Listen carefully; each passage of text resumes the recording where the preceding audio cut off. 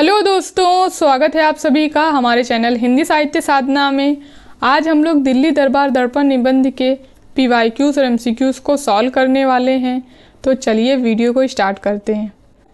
इसी तरह मैं सारे निबंधों के पीवाईक्यूज और एमसीक्यूज को सॉल्व करवा चुकी हूँ। अगर आप लोगों ने उन वीडियोज़ को नहीं देखा है तो आप लोग इसी वीडियो के डिस्क्रिप्शन बॉक्स में जाके उन वीडियोज़ को भी देख सकते हैं।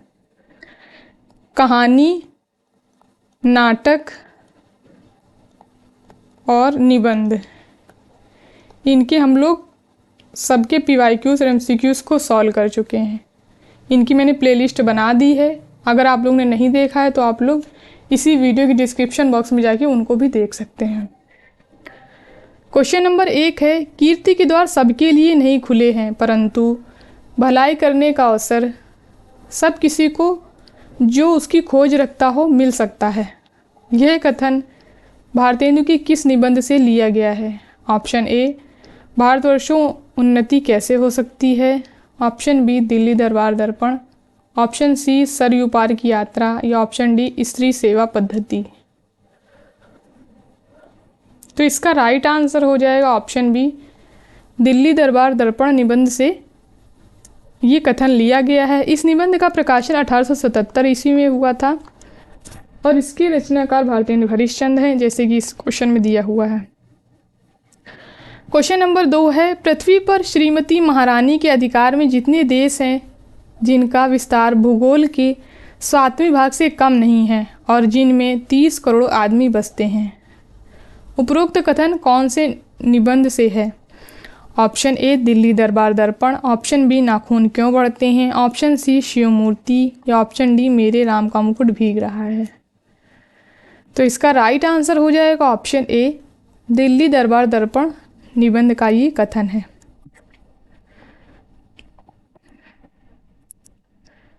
क्वेश्चन नंबर 3 है, किलात खां को कुल कितनी कीमत की चीज़ें तोहफे में मिली थी? Option A, 20,000। Option B, 25,000। Option C, 15,000। या ऑप्शन डी, 4,000।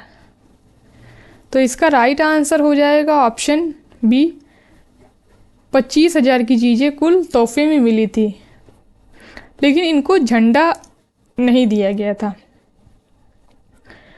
तो किलात खां को भी झंडा नहीं मिला, पर उन्हें एक हाथी जिस पर 4,000 की लागत का हौदा था, जड़ाऊ गहने, घड़ी, कारचोबी कपड़े, काम खाप के थान वगैरह सब मिलाकर 25,000 की चीज़ें तोहफे में मिली थी। तो ये पेपर में प्रश्न पूछा जा सकता है कि 25,000 की जो चीज़ें मिली थी उनको तोहफे में, उसमें क्या क्या था? तो एक हाथी था जिस पे 4,000 की कीमत का हौदा लगा था, जड़ाऊ गहने, घड़ी, कारचोबी कपड़े और काम खाप के तान। ये ऑप्शन में आपको दिया जा सकता है और आपसे पूछा जा सकता है कि इनमें से कौन कौन सी चीज़ें थी जो किलात खां को तोहफे में मिली थी। तो ये आप लोग याद रखेंगे इनको। किलात खां के साथ गए सरदारों को किश्तियों में लगाकर कुल 10,000 रुपये की चीज़ें दी गई थी। तो उसके साथ गए सरदारों को 10,000 रुपये की चीज़ें दी गई थी, ये आप लोग याद रखेंगे। क्वेश्चन नंबर 4 है, दिल्ली दरबार दर्पण निबंध में किसने अरबी और फारसी का एक पद्य ग्रंथ बनाया था? Option A, Kalat Khan. Option B, Nawab Sahab. Option C, viceroy. Option D, Begum Bhopal. तो इसका राइट आंसर हो जाएगा ऑप्शन बी, नवाब साहब ने अरबी और फारसी का एक पद्य ग्रंथ बनाया था, जो कि ये वायसराय को सुनाना चाहते थे। क्वेश्चन नंबर 5 है, इस बड़े राज्य का प्रबंध जिन लोगों के हाथ में सौंपा गया है उनमें केवल बुद्धि ही के प्रबल होने की आवश्यकता नहीं है, वरन उत्तम आचरण और सामाजिक योग्यता की भी वैसी ही आवश्यकता है। उपरोक्त कथन का संबंध किस निबंध से है? ऑप्शन ए, भारतवर्ष की उन्नति कैसे हो सकती है। ऑप्शन बी, दिल्ली दरबार दर्पण। ऑप्शन सी, उठ जाग मुसाफिर। या ऑप्शन डी, नाखून क्यों बढ़ते हैं। तो इसका राइट आंसर हो जाएगा ऑप्शन बी, दिल्ली दरबार दर्पण निबंध की ये पंक्ति है। क्वेश्चन नंबर 6 है, हमने और रईसों की तरह अपनी उम्र खेल कूद में नहीं गंवाई। वरन लड़कपन से ही विद्या के उपार्जन में चित्त लगाया और पूरे पंडित और कवि हुए। प्रयुक्त कथन दिल्ली दरबार दर्पण निबंध में किसका है? Option A Kalat Khan, option B Nawab Sahib, option C Sakharam Sahib या ऑप्शन डी वायसराय। तो इसका राइट आंसर हो जाएगा ऑप्शन बी, नवाब साहिब का ये कथन है और इनको वायसराय ने भाई कवि कहा है। ये आप लोग याद रखेंगे। तो पेपर में प्रश्न पूछा जा सकता है कि वायसराय ने भाई कवि किसको कहा है, तो नवाब साहब को भाई कवि बोला है। ये आप लोग याद रखेंगे। क्वेश्चन नंबर 7 है, दिल्ली दरबार का आयोजन कब हुआ था? ऑप्शन ए 1877 ईस्वी में, ऑप्शन बी 1878 ईस्वी में, ऑप्शन सी 1889 ईस्वी में या ऑप्शन डी 1888 ईस्वी में। तो इसका राइट आंसर हो जाएगा ऑप्शन ए, 1877 ईस्वी में दिल्ली दरबार का आयोजन हुआ था 1 जनवरी को।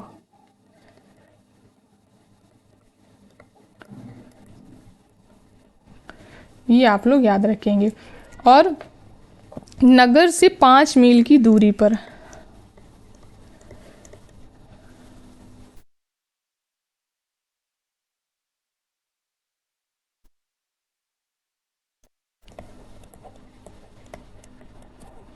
ये आप लोग याद रखेंगे। 1 जनवरी 1877 ईस्वी में हुआ था और नगर से 5 मील की दूरी पर हुआ था।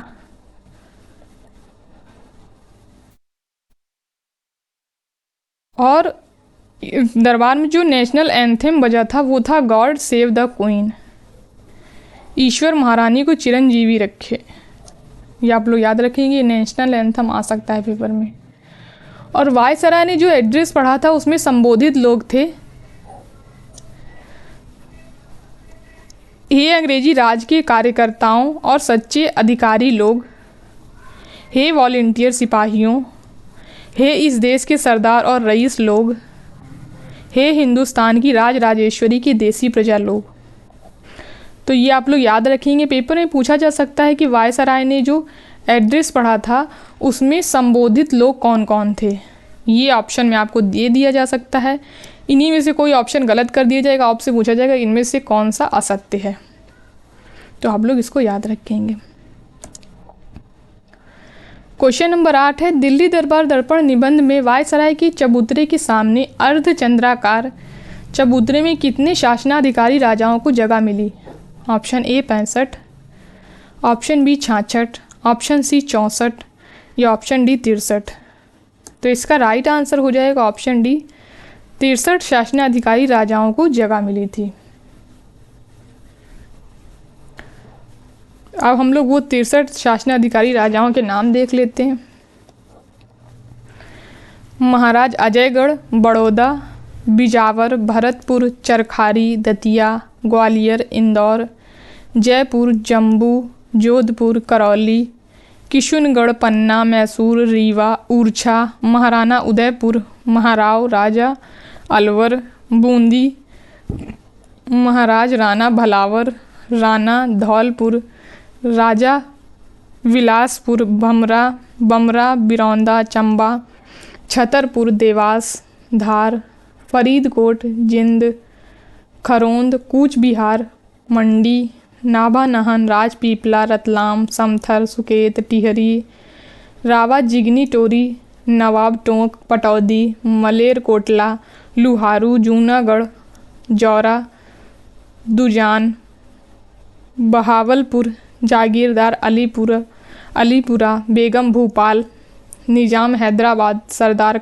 कलसिया, ठाकुर साहिब, भावनगर, मुरबी, पिपलोदा, जागीरदार पालदेव, मीर खैरपुर, महंत कोंदका, नंदगांव और जाम नवानगर। तो ये 63 शासनाधिकारी राजा थे जिनको चबूतरे पर जगह मिली थी अर्धचंद्राकार। और जिस पर वायसराय बैठे थे वो चबूतरा किस तरीके का था? तो वो चबूतरा था षटकोणीय चबूतरा।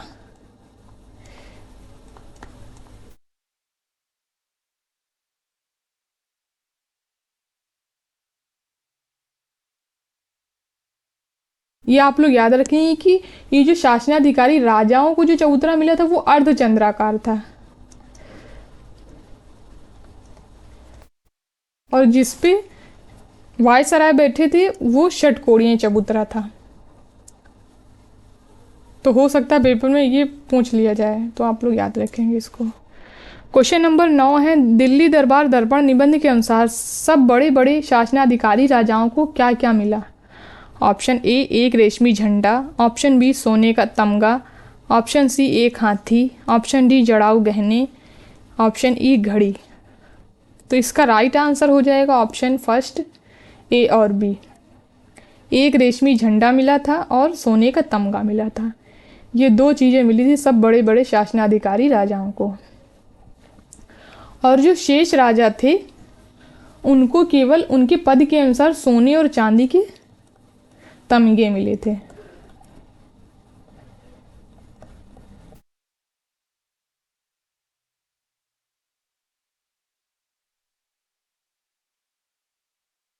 ये आप लोग याद रखेंगे शेष राजाओं को।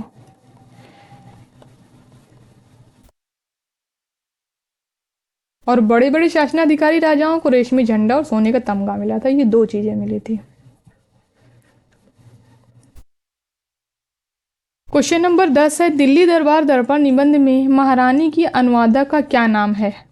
Option A Mrs Firth, option B Mrs Julie, option C Mrs Rosy, या ऑप्शन डी मिसेस फातिमा। तो इसका राइट आंसर हो जाएगा ऑप्शन ए मिसेस फर्थ नाम था महारानी की अनुवादक का। और महारानी के अनुवादक को वायसराय ने मन भावनी अनुवादक बोला है।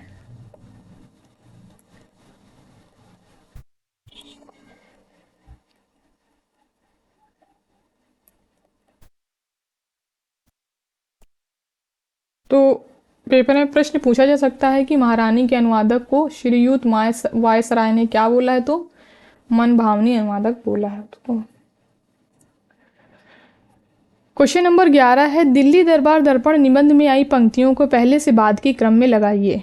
ऑप्शन ए, नवाब लुहारू की भी अंग्रेजी में बातचीत सुनकर ऐसे बहुत कम लोग होंगे जिन्हें हंसी ना आई हो। ऑप्शन बी, सबसे बढ़कर बुद्धिमान हमें एक महात्मा देख पड़े जिनसे वायसराय ने कहा कि आपका नगर तो तीर्थ गिना जाता है। ऑप्शन सी, 11:15 तक सब दरबारी लोग अपनी अपनी जगह पर आ गए थे।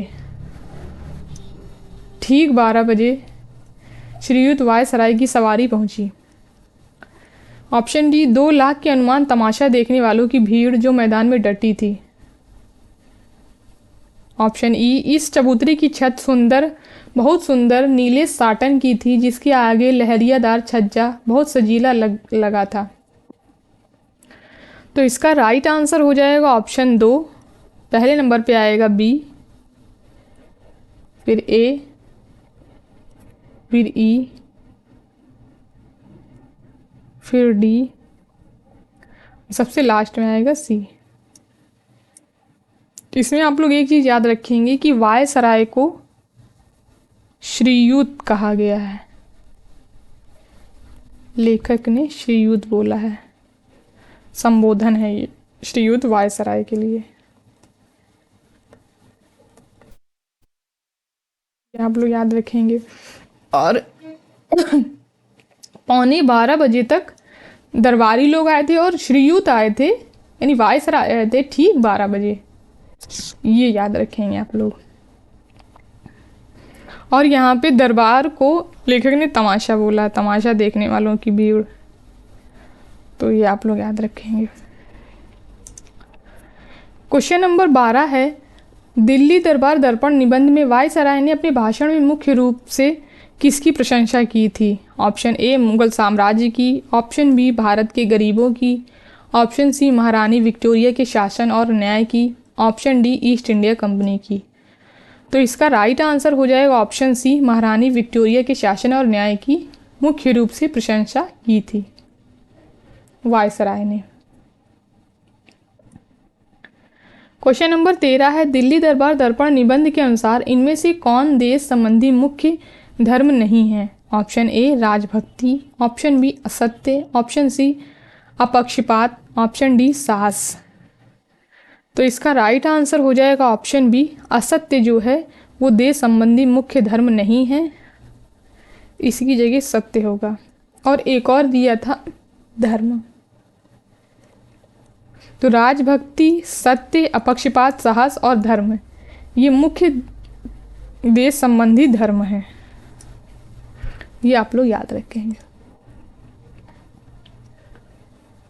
क्वेश्चन नंबर 14 है, दिल्ली दरबार दर्पण निबंध में लेखक ने राजाओं की किस स्थिति पर कटाक्ष किया है? ऑप्शन ए उनके युद्ध कौशल पर, ऑप्शन बी उनकी वीरता पर, ऑप्शन सी उनकी शिक्षा पर, ऑप्शन डी उनकी अंग्रेजी गुलामी और चाटुकारिता पर। तो इसका राइट आंसर हो जाएगा ऑप्शन डी, उनकी अंग्रेजी गुलामी और चाटुकारिता पर लेखक ने व्यंग्य किया है।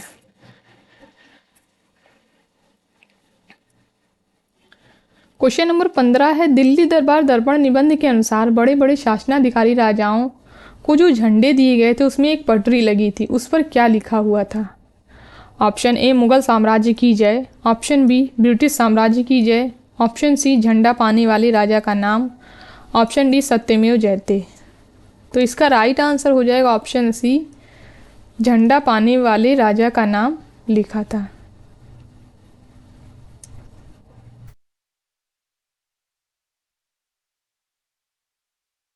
क्वेश्चन नंबर 16 है, दिल्ली दरबार का आयोजन किस वायसराय के समय में हुआ था? Option A Lord Lytton, option B Lord Curzon, option C Lord Hardinge या ऑप्शन डी लॉर्ड रिपन।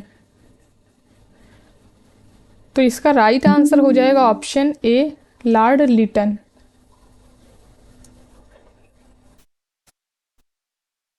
यहाँ पे ये क्वेश्चन थोड़ा सा गलत हो गया, इसको आप लोग सही कर लेंगे। किस वायसराय के समय में नहीं हुआ था, तो यहाँ पे हो जाएगा ये ऑप्शन लॉर्ड रिपन, ये सही हो जाएगा। ये थोड़ा क्वेश्चन गलत हो गया है क्योंकि दिल्ली दरबार का आयोजन 3 बार हुआ था। तो सबसे पहले का जो आयोजन हुआ था उसमें जो वायसराय थे वो लॉर्ड लिटन थे, दूसरी बार में लॉर्ड कर्जन, तीसरी बार में लॉर्ड हार्डिंग। तो दिल्ली दरबार का आयोजन जो है वो लॉर्ड रिपन के समय में नहीं हुआ था। ये क्वेश्चन थोड़ा यहाँ पे गलत हो गया है। लॉर्ड रिटन जो थे इनका था समय 1877, लॉर्ड कर्जन 1903 और लॉर्ड हार्डिंग 1911। तो 3 बार दिल्ली दरबार का आयोजन हुआ था, जिसमें पहले की रिपोर्टिंग जो है वो भारतेंदु हरिश्चंद्र ने की थी। ये आप लोग याद रखेंगे। ये क्वेश्चन गलत हो गया, आप लोग इसको सही कर लेंगे।